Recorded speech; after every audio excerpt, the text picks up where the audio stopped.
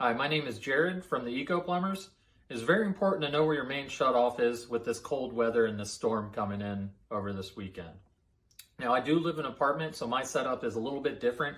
It's very similar to a slab home or a home without a basement. So my shutoff is right next to my water heater. A lot of times in a slab home, that main shutoff will be near the water heater or maybe in a closet adjacent to the water heater.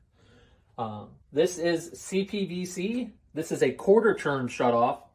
So I will just turn this to the right and it'll be perpendicular with the pipe, meaning it'll shut the water off.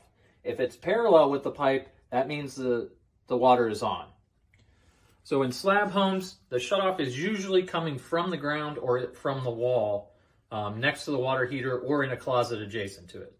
Okay, so with all the cold weather we're having here lately, I want to do a quick video on how to shut off your water to the home if you get a bursted pipe or water leak. You want to come down to your basement. My main shut off happens to be in a closet downstairs. You're going to look for this pipe coming out.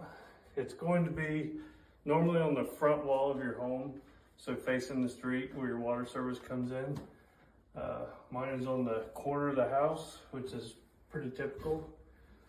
You're going to have this gate valve here, or it could just be a ball valve or a meter set up, and there should be a valve close to the meter to shut the water off.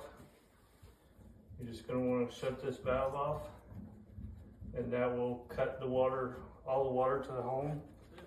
It may also have a ball valve with this just one handle and a quarter turn.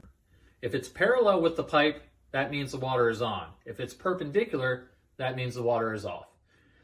If you do have an issue with a burst pipe, it's very important to get that water shut off as quickly as possible.